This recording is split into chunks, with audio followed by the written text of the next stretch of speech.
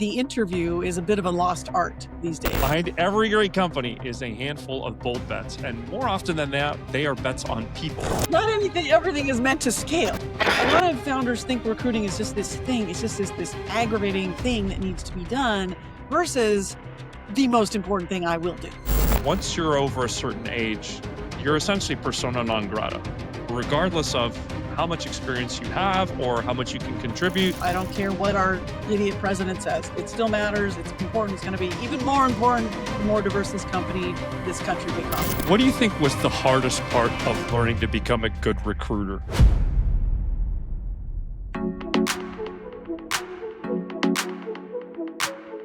Welcome back to More Unfiltered, folks, where we get real about leadership, careers, and the messy middle of success nobody talks about. The heartaches, the setbacks, the ugly truths behind what it really takes to make it. I'm Patrick Mork, former serial CMO, two-time founder turned motivational speaker and founder coach. And this show is about pulling back the curtain and having bold conversations with people building things that matter.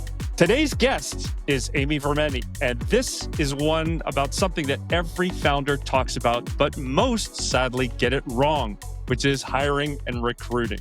Behind every great company is a handful of bold bets, and more often than that, they are bets on people. Recruiting isn't just a task to be delegated. It's actually the heartbeat of your business. It's the heartbeat of every business. And if you screw it up, no amount of strategy or product will save you. Amy has spent over 25 years at the intersection of talent and impact, building leadership teams for both startups and tech giants. From working with Larry and Sergey at Google to JCPenney, Kindred Partners, True, and now her own firm, Represented, she's helped shape some of the most mission-driven companies on the planet. This conversation is not just about recruiting. It's about values, it's about culture, it's about AI and diversity, and the hard people decisions that shape everything that matters. So without further ado, let's dive right in and welcome Amy to More Unfiltered. Thanks, Patrick.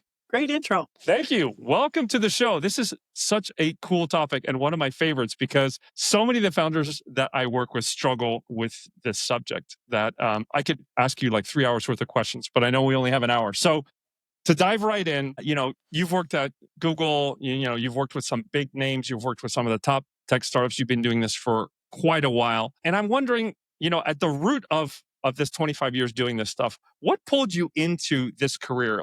What was it, I don't know, in your like early life or your childhood or whatever that actually made you want to work in recruiting? Yeah, absolutely nothing. It was not the plan. Nobody really plans to go in. I mean, I feel like now people plan to go into this profession. But Right. When I got into it 30 years ago, I didn't even know what it was. I had the opportunity to do an interview and I was like, what is executive search? Well, actually, I didn't even Google it. I searched for it on LexisNexis, which was ironic 20 years later when I interviewed with Sergey. But anyway, I didn't plan it. It just happened to have the right combination of strategy, sales, and project management, which are three things that I've accidentally figured out that I'm good at. Okay. At what point, because I think at the beginning of your career, I think if I remember correctly, you joined Korn Ferry, right? Yeah, I was with the two biggest firms, Korn Ferry and then Heidrick. Yep. Right. At what point, doing this kind of work, did you realize this is like really my calling? This is what I'm going to just keep doing? I think probably about 3 years in, because I started at the bottom in research and did that work almost exclusively at Korn Ferry in the San Francisco office, where there was one partner working on tech. And everyone was like, that seems hard. Amy, you do that. And so we were both kind of like a little bit of fumbling around in the dark, but he happened to be very successful. His name is Mel Connett. I don't know if he's still in the business, but he was excellent. So I learned a lot from him. And I think he then got recruited from Korn Ferry over to Heidrick and he came and got me. And so I think it was right about then because I figured, okay, I'm probably pretty good at this if this partner left and wanted me to join. And then, when you're good at something, that's when you think you want to stay in it. And so I think that was kind of the moment. And then I remember talking to the managing director of the Heidrick Menlo Park office on Sand Hill Road, and he asked me the same question. And I can remember my answer. I said, as long as I keep learning, then I'm in. Like, I'll be around. and ended up staying there for 4 years. So, and then never really left the industry, but I did a bunch of different jobs within it. What do you think was the hardest part of learning to become a good recruiter? And what makes a recruiter like a really good recruiter compared to just an average recruiter? Boy, I think the hardest part when you're starting out is talking to CEOs and being credible, because you're not. And so learning to, you're not, but there's the fake it till you make it element, but there's also just being honest about that. I mean, I can remember the CEOs I would call at that point, they could tell I was junior. And today you and I get calls from recruiters, and sometimes it's a junior person, and that's okay.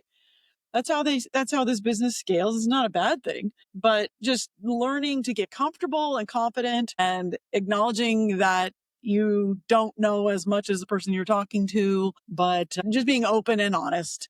That's hardest. Figuring out how do you talk to CEOs about their career when you are new in your career. No, I was just curious if there are certain skills, that regardless of age or experience are transferable when you're having a conversation with somebody who may be much more senior about their career and what those Well, skills might be. I started my post-college life as a sports reporter. And so you're in almost exactly the same situation. Here I was talking to, now this was prep sports, so it's not like I was covering the Niners, but I was still interviewing the head football coach. And obviously I don't play football. So now I went to college on a basketball scholarship. I'm an athlete, but had never played football. And so there's something about when you don't yet have the experience or the creativity, or the credibility, curiosity goes a long way. So I think I approach that work with curiosity in mind. And even somebody super senior who sees that you're junior can appreciate you being curious. Interesting.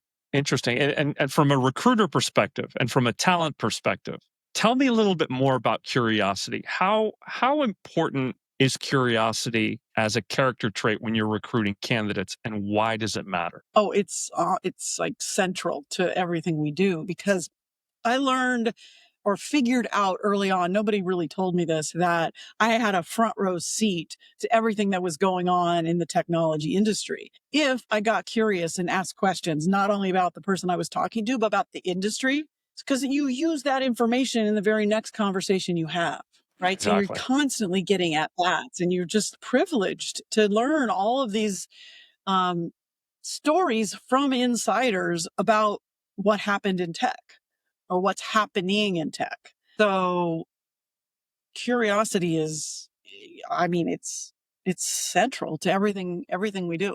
How can you test for that? Like when you're talking to a candidate, right? Or you're trying to assess whether they would be a good fit for a particular role at a particular company. How do you go about figuring out if they're curious or not? What kind of questions can you ask? Well, okay, first of all, I was answering that. I think what I was saying was that curiosity is vitally important if you're going to do what I do. I Right. think it's Right. vitally important everyone everywhere, Mhm. but Mhm. whereas if I'm assessing a candidate, I mean, that's a much longer, meatier question, Patrick, because I would say that's assessment is less about curiosity and more about pattern recognition. Okay.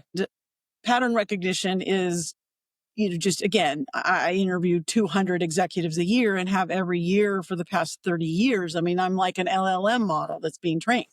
I mean, That's it's crazy. real. That is what it's. That's So crazy. I have a pretty good bullshit detector after a while. Yeah. So And then so once you have the historical perspective of Silicon Valley, then you can call people out if they're saying something is to be inaccurate. okay. So That that's makes where sense. the pattern recognition comes in.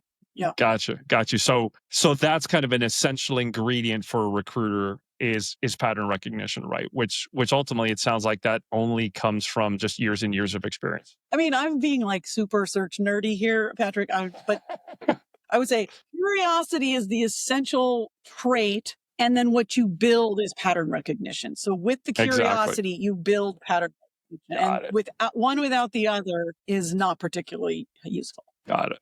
Okay. It makes sense because I think, one of the questions I get sometimes from founders is how do I find a good recruiter? Like I have so many founders that complain to me about bad recruiters or about recruiters that just can't seem to find their people. And so the question ultimately comes back on, well, what's a good recruiter? Like how do you define a supremely good recruiter? Yeah.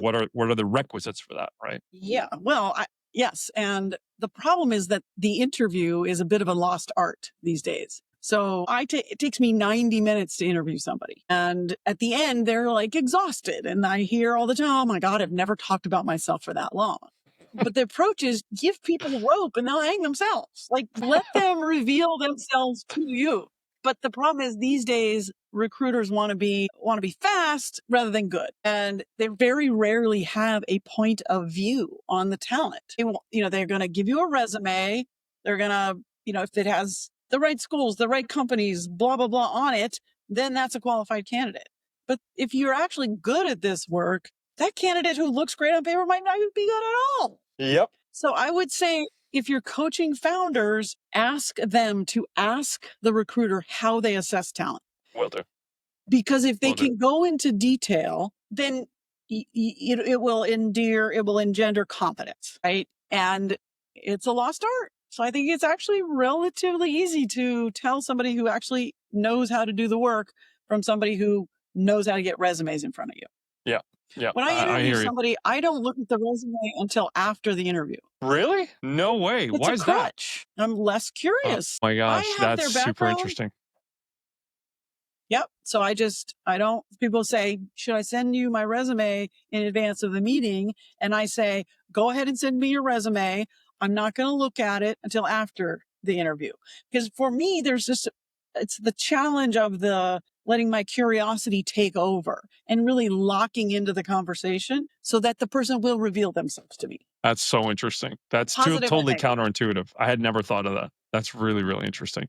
Yeah. I mean, on that note, and obviously we've alluded to some of it here in this conversation, right? What do you think are like the 2 or 3 things that most startups get wrong about recruiting, right? Especially earlier on when they've just gotten that, venture capital investor check and they're starting to hire some of the first non-core or core members of the team who are not founders. What do you see? What are the biggest mistakes they make? I think a couple things. First of all, they don't realize how many human beings a recruiter talks to in a week. And so they sort of view them as order takers rather than people who actually know things. So if you have that perspective, oh, this person probably knows some things and knows some people that I may be able to learn from. I think that's an interesting mind shift. And then the other thing is, a lot of founders think recruiting is just this thing. It's just this aggravating thing that needs to be done versus the most important thing I will do. So those 2 mind shifts, if they could make those and decide, you know what, I want to get really good at this because it'll help you in every single way. If you can fundamentally assess talent, it'll help you qualify leads for your company. It'll help you qualify a venture capitalist who wants to invest in your company.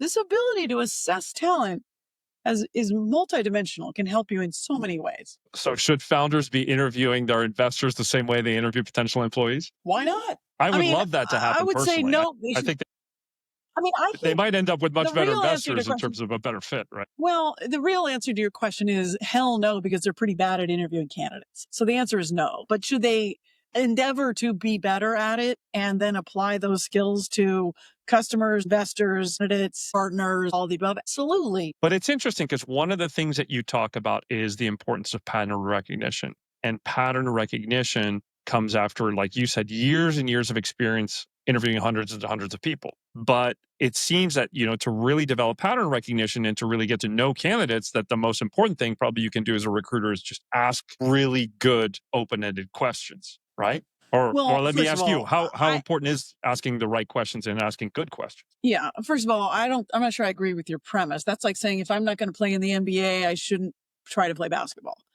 Okay. Like, look, you got to start somewhere. When I do a search, I interview 15 people. My client only sees 5. But you can develop pattern recognition in 5 candidates if you view that as your job. Mm-hmm. A lot of founders or CEOs will interview somebody and then they'll be like, no, that candidate might look different after the 5th one you've met. So why say no? Why not just put that person on hold? Does that answer your question? Yes. I mean, it does answer the question to some extent, but I guess I'm also wondering, if you think of the skill sets involved in recruiting, pattern recognition being one of them, how important is asking really good questions Oh, for I a see. recruiter? I think asking good questions is also essential. Right. I often am interviewing people and they're like, that's a great question. And I hope to hear that a lot because what I hope that means is that's a hard question that nobody's asked before. Right. But that Right. gets back to the curiosity thing. Like if I'm really zeroed in on what makes this person tick, then you have a bunch of follow-on questions. And then if you Right. combine that with industry knowledge, that can be really powerful. So I think Absolutely. asking good questions is, I mean, I think there's sort of a flow that you get into. You start with Mhm. open-ended questions, but then you follow up with detailed questions. Right. And then you Right. zoom Right. Right. back out and ask open-ended questions. And then you follow Right. back up with zoomed in questions. It's like zooming out and zooming in. Right. You got to be doing that Yeah. the whole time. Makes sense. No, I also asked the question because it's like time and time and time again. What I find working with founders is that they're going so fast that oftentimes they either don't ask the right questions or don't ask any questions at all. I've worked with some founders that they're so busy talking all the time that they're never asking questions. And so if they're not asking questions, then by default they're not getting information. Or if they're Correct. asking Yeah. yes or no questions, then they're getting yes or no answers, which means they're not getting the full picture. Right. And so it's Yeah. to me, it's like the asking questions feels like a lost art as well, right? It absolutely is. And in Founders Defense, they have they're, like they are doing a million things. It's hard to imagine that this interview today is the most important thing I will do today because like my company's falling apart and I need money to make payroll. But I mean, let's go back to some of the work that you were doing some years ago when you were working with Larry and Sergey at Alphabet. And I Yeah. remember when I was at Google, supposedly there was a one of these rumors. I don't know if it's like true or not, that Larry and Sergey interviewed something like the first 500 or the first 1,000 employees. It's some crazy number of employees. And I was Yeah. wondering if you had heard the same thing, if it was true, but more importantly, in your experience, why do you think they gave so much importance to interviewing if in fact they did do that?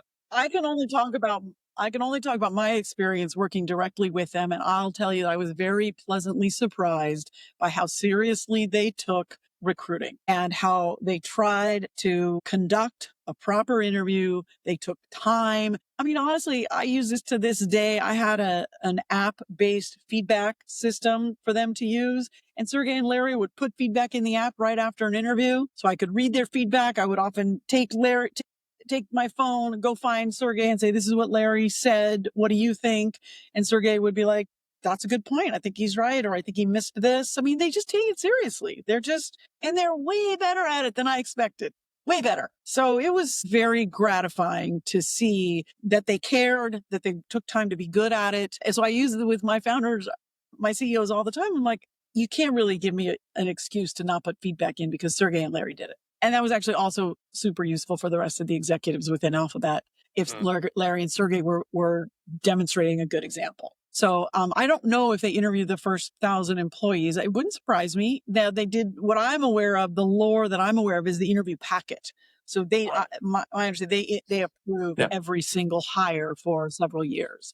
Now, look, that has a bunch of negative consequences. I mean, they end up hiring predominantly white people from the Ivy League, and that's exacerbated their DEI problems 20 years later. I'm not joking. Like, we all know that it got to the point of kind of the absurd, and they've been working to undo that ever since. But that's like everybody always is asking, like, well, does your approach scale? Well, I'm like, well, no, but like slavery scaled nicely. Not everything is meant to scale.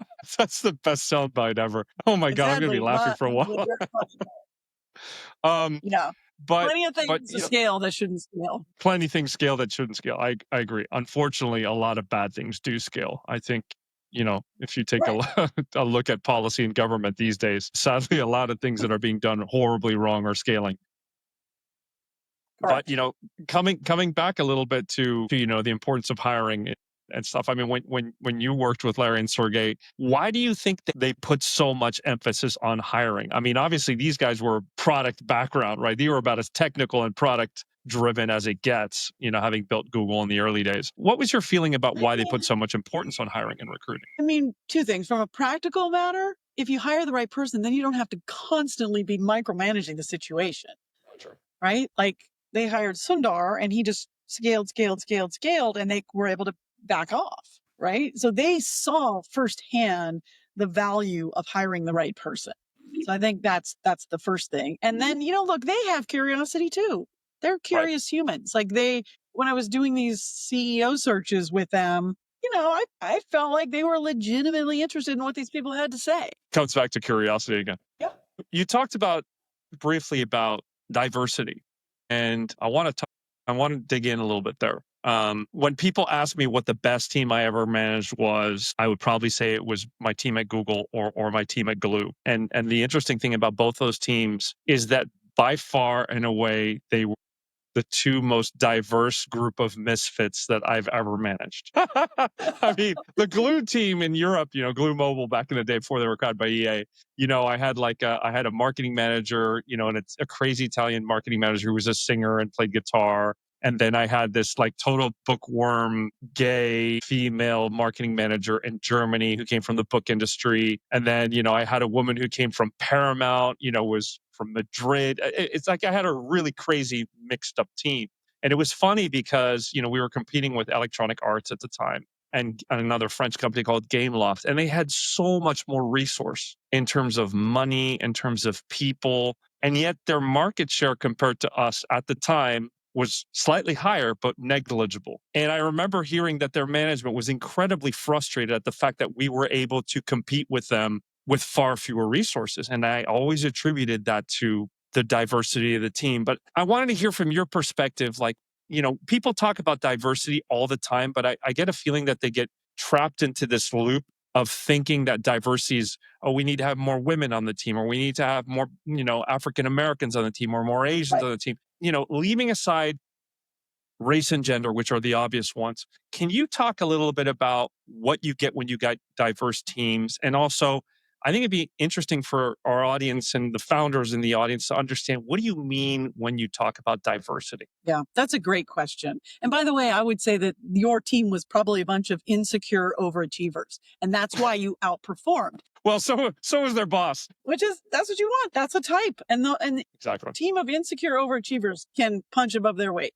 So I think, yeah, I mean, I just, my little tidbit on DEI, I still care about it. It still matters. I don't care what our idiot president says. It still matters. It's important. It's going to be even more important the more diverse this country becomes. So that said, I've been building diversity and inclusion into my search work for 25 years. It's not something that I all of a sudden decided was important, because the reality is, if you don't think it's important from way back, then your network is not diverse. So I had hand curated a network of executives over decades that came from underrepresented groups. So then George Floyd gets murdered. Suddenly it's a thing. And I've got the network built in. So I look like a genius. No, I just had been excluded in my life and understood what that felt like and didn't want people to feel that way. And it just made all kinds of intuitive sense to me. So I think a few things. Hard to come by diversity and inclusion conviction late in life.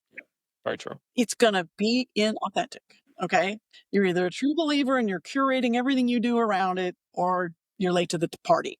And the other thing is, you're right. People get all wound up about diversity and inclusion, and they think about quotas, and they think about, I'm going to be forced to hire a less good candidate. Like, those two things just get people completely in their head.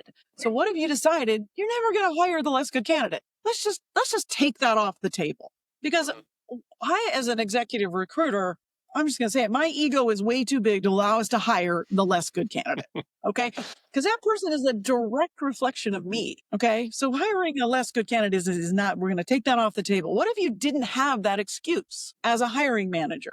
This fear of somehow hiring somebody less good. And then the second thing that gets people in, quotas. What if you just realized or decided or took that off the table? We're not going to hire people based on, we have to have 3 Black people on this team. So those tend to be the first objections to diversity and inclusion. Right. And I just straight up take that off the table for my hiring company. We're not going to hire the less good person. And this isn't about quotas. It's about, what I think it's about is, let's make the white males compete with 100% of the population. Absolutely. To stress test whether they're really good or whether they're born on third base. Yep. That's how I 100% agree. approach this. As a white male, I 100% agree with that. I 100% agree Okay, with that. good. Because I mean, at Google, I had another Yeah. team of misfits. I had like I had a guy from India, who had been in on the ads team. I had like a Colombian woman who had worked in sales support. I had an Italian who was working in branding. I had an African American guy from J.P. Morgan as a junior brand manager, which he had no experience in tech. He had no experience in branding. I had a Jewish American guy who'd worked in book publishing, leading our books effort. And the combination of these people, and they were so hard to manage, Amy. I mean, oh my God, I would go home sometimes and talk to my now ex-wife, but my wife at the time, and I'd be like, God, they just make my life so much harder than it needs to be. It is so tiring. But at the same time, when I look at what we were able to A lot achieve on easier that to team manage at a bunch of play, a lot easier to manage a bunch of people who look and act exactly like you. it is, but But it's so wrong. back to this. Well, it doesn't. I mean, if you want, you could achieve and you could be good, but if you Sure. unlock again your curiosity, like what does this person think about this situation who comes from a fundamentally different background than me? What do you think is the impact of diverse teams on innovation? Not just in terms of product innovation, but innovation on any team. It can be process innovation. It can be, new types of marketing campaigns. It could be new types of products. It could be new ways to invoice customers or billing or finding tax loopholes. I don't know, whatever. But what's the impact of You diverse know, teams on innovation? I guess I kind of believe that the impact on innovation has a lot more actually to do with the leader and how the leader leads a team of diverse talent, because you can have a bunch of diverse teams, and if the leader doesn't, and it could be a team of introverts and extroverts, removing gender and ethnicity from the Hmm. equation. But Right, if you're a manager, you got to go sit down with the introverts and you've got to pull information out of them right, sometimes. The right. extroverts, you've got to tell them, back it down a little bit. So I think that in order for the unlock to happen, it almost has to be like you were sort of unwittingly running diverse teams. Like it wasn't, you didn't do it on purpose, but you didn't prevent it from happening, No, which is that's the default mode. And so you accidentally have this diverse team and you're like, wow, they're really hard to manage, but I know if I mhm, lean into this, I'll get better results. That was sort of the perfect alchemy. And I think that's what innovation spurs innovation. Like Astro Teller, who was the CEO of X, he's a perfect example because he's so natively curious. He appreciates the opinion from left field. He seeks it out. He's got all kinds of time for all kinds of minds, right? He just is born that way. And so he ends up having a diverse team as a result. Now, yeah, is Astro's team as diverse as he would want it to be? No, because we're still talking about Alphabet and they still had the legacy of the early hiring strategies. yeah. But that's what I think truly leads to innovation, getting the most out of your team by being a good manager. And I think it can be turbocharged if it happens to be a diverse team. One of the things that I have come across, and it worries me a little bit, and I was wondering what your experience with this has been and what startups should do or how they should think about recruiting from this perspective, is ageism. I remember being in a startup where, myself included, several very, very senior managers were let go, were pushed out of the company. In my case, I think there was a certain culture fit. There was also, some other things involved, but I remember, shortly after leaving that company, and I negotiated an agreement with this company and I left. But shortly after leaving, another woman had been hired on this team who's exceptional, very talented, very experienced, slightly older, was in her mid 40s. And I remember her getting pushed out. And when I had coffee with her, she was so heartbroken because, on the one hand, she'd been hired to kind of like be a little bit the adult in the room, for a group of Mm-hmm, more junior engineers.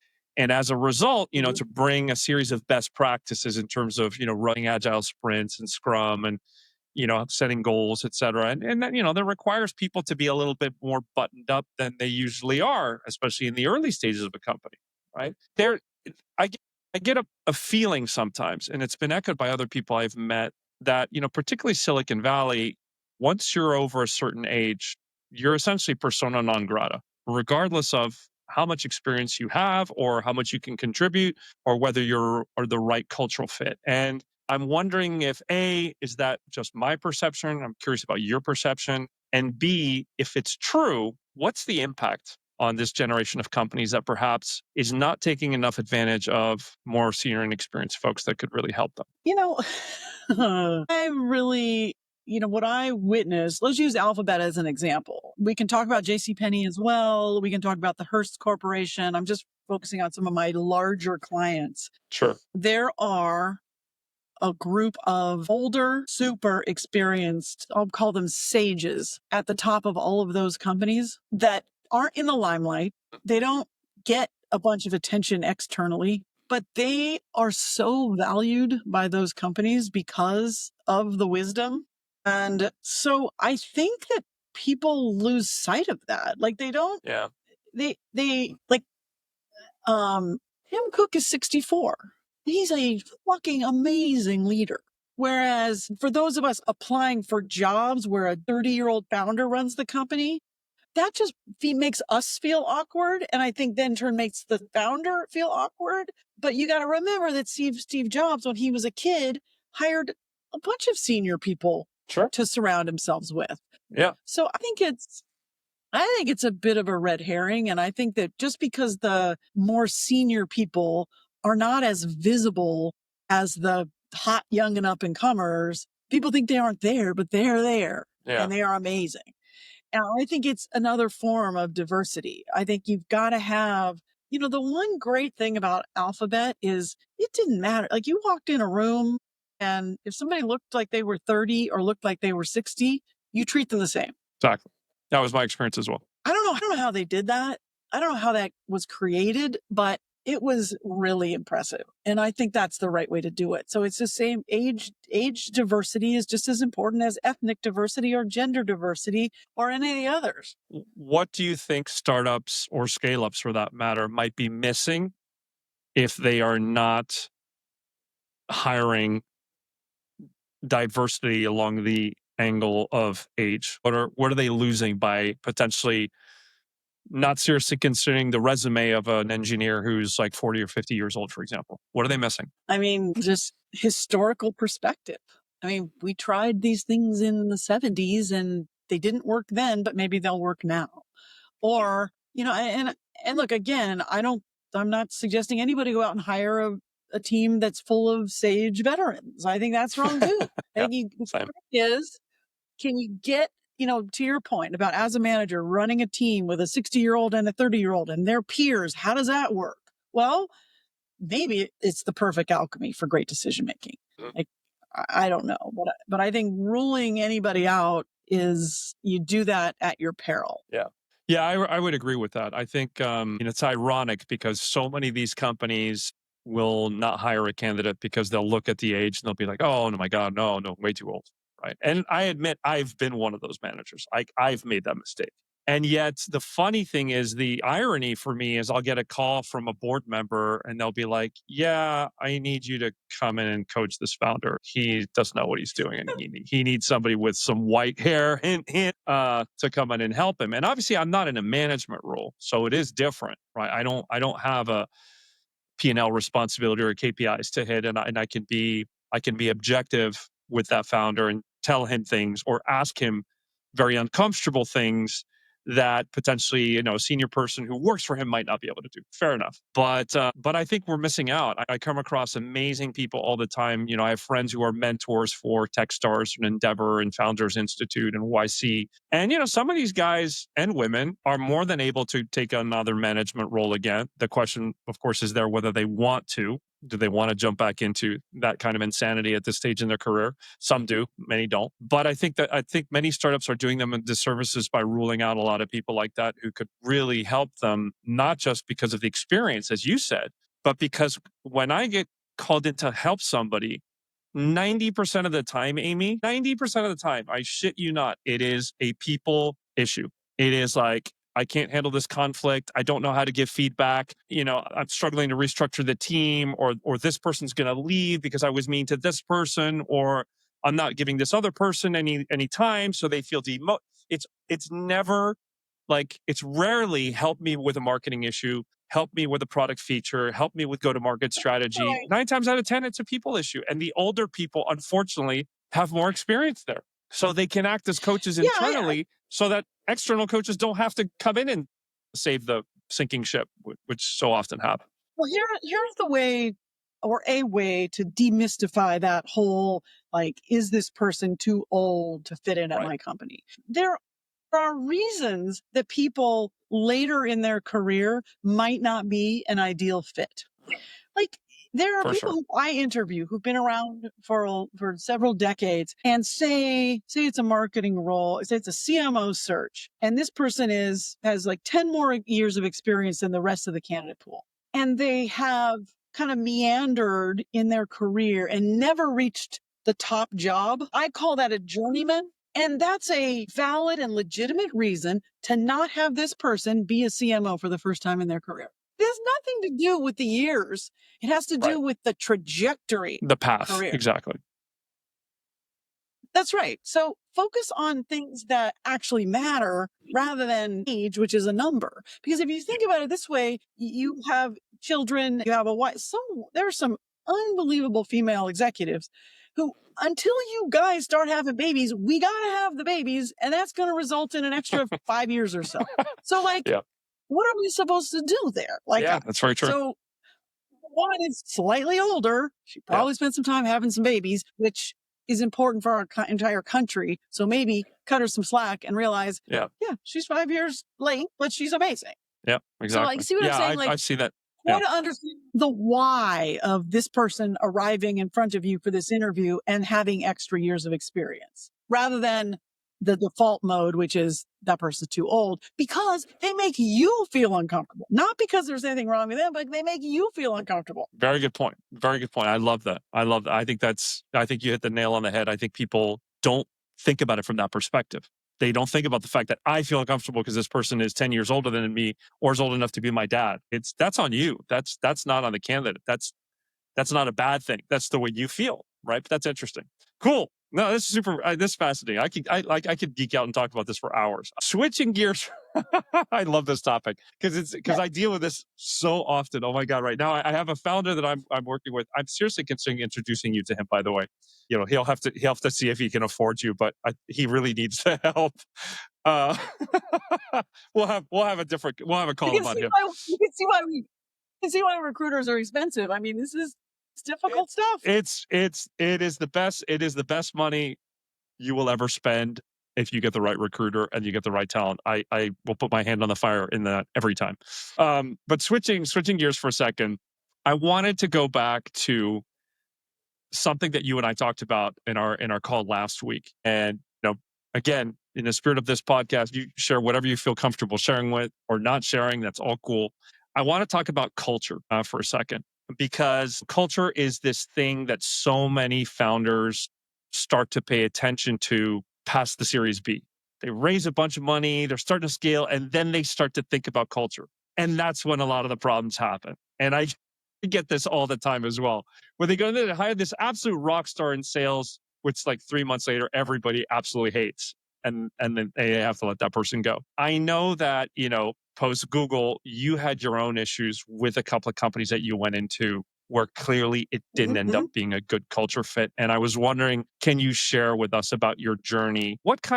How would you have done that differently? And what do candidates need to look for as warning signs that they're going into a company that might have the wrong culture? How do candidates navigate? Because I feel so many people these days are desperate for jobs. And I get that. If you haven't had a revenue stream coming in for 6 months, and you'll take anything. But I have seen so many people really regret that decision. And I have made that mistake too.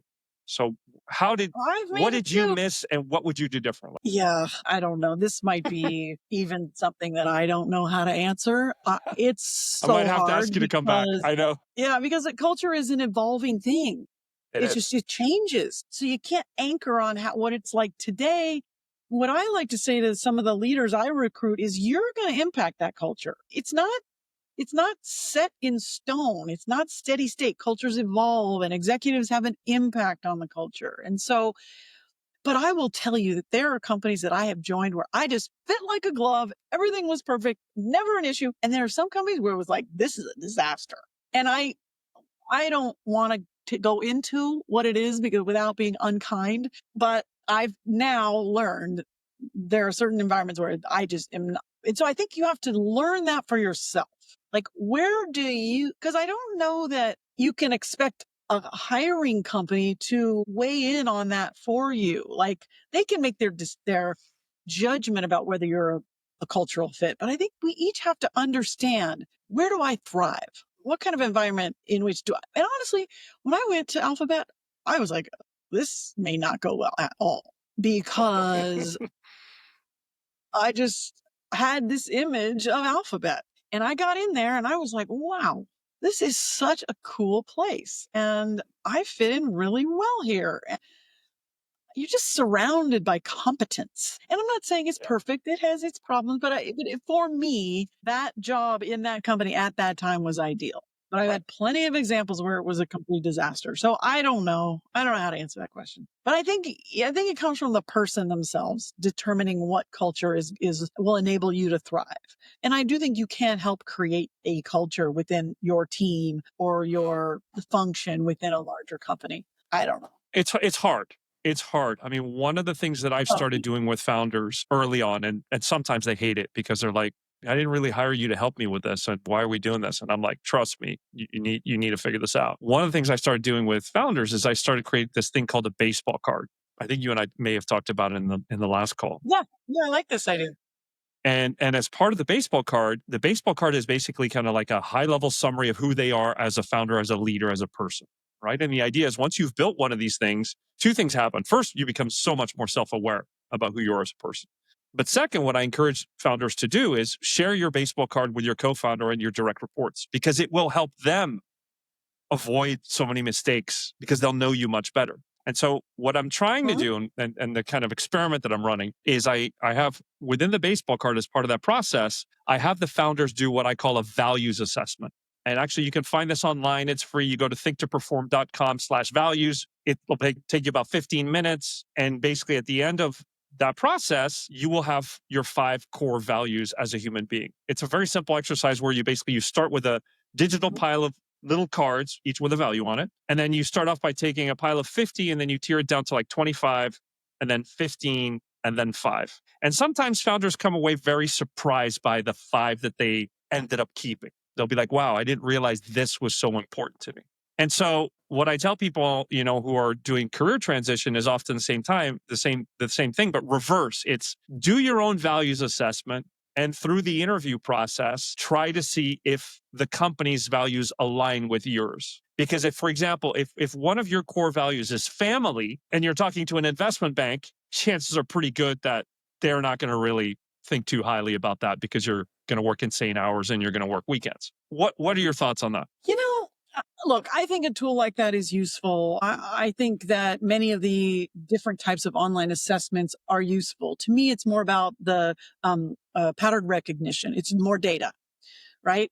But at the end of the day, it strikes me almost like what we were talking about at the beginning, which is, how do you build a scalable solution to make sure there's culture matches? And I'm not into scalable solutions when it comes to hiring. And so unless you're hiring like 50 software salespeople, then you need to scale. But this is a highly curated, bespoke process of building a leadership team. And I'm not sure, I feel like, create a safe space for decision-making within an executive search where you've got 5 candidates, all of whom could do the job, all with different values and experience sets. And then whatever it takes to get conviction of the one of the 5, use the baseball cards, use an Enneagram, use referencing process.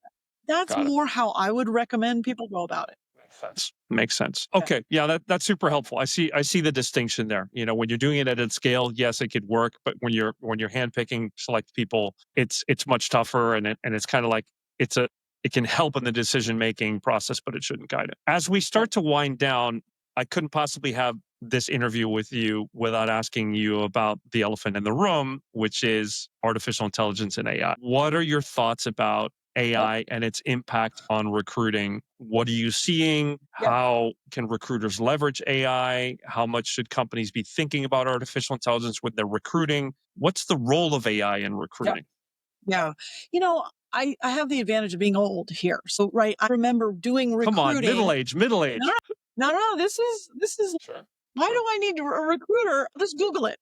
Why do I need a recruiter? I'll just look them up on LinkedIn. Mobile, all the different iterations of technology have been recruiting killers. I'm using AI in my recruitment process. I'll tell you, the notes are bland and bullshit. They don't give me any insights. So, look, I think, like Scott Galloway says, AI is not going to take your job. Somebody who knows how to use AI is going to take your job. And so we've all got to be experimenting with these things. Trust me, we will find a way to use AI to make recruiting more efficient.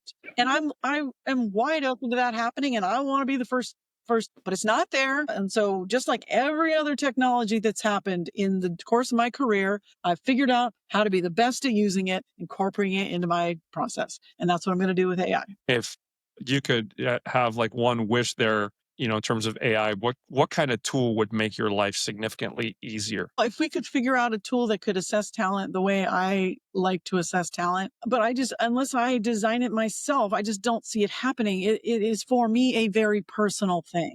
And that's why it's critically important that the recruiter you select, you have confidence in them and that they care deeply about the work and have a point of view. And so I don't that would be the holy grail, but I don't know that I would trust any tool to ever assess talent in quite the unique way that I like to assess talent. I would love to connect you with a startup that I know very well based in Miami called missionhires.com.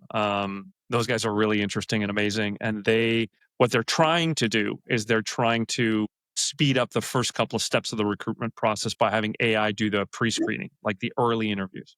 And I think it'd be cool for you to meet them first because I'm sure they need some senior talent you can help them with. And second, because I think they could probably learn a lot from you in terms of making that tool better based on your experience. But anyway, that's a separate combo. Yeah, I'd love. Before the lightning round of questions, I have one last question, which again needs to be asked, which I'm sure you have a very strong opinion about as well, is if you could give any advice to founders, the most common recruitment errors that you see them make, what would you tell them?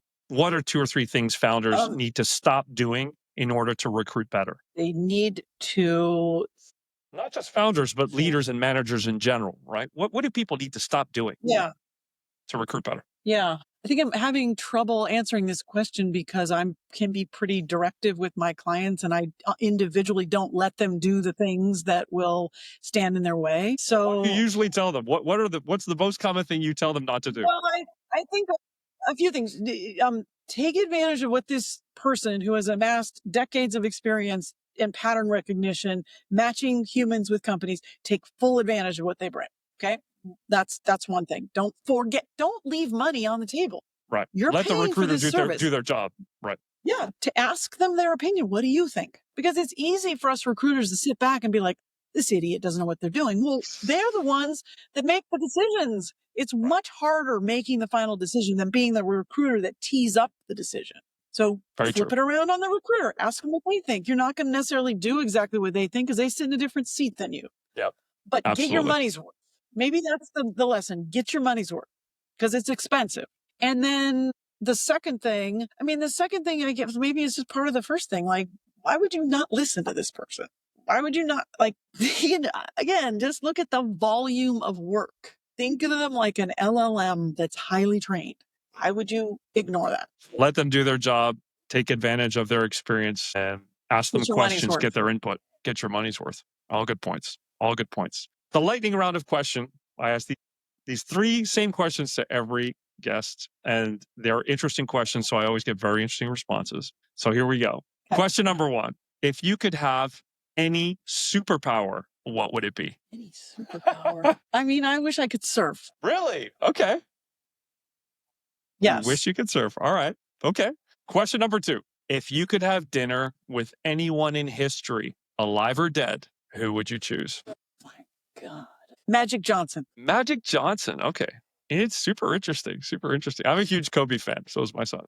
And last but not least, if you could wave a magic wand and change one thing about your industry, what would it be? Wish people knew how to assess talent more effectively. There you have it, folks. That was Amy Vernetti, master connector, builder of people, and someone who spent her whole life helping companies get one of the hardest things in business exactly right, which is hiring the right people for the right job at the right time.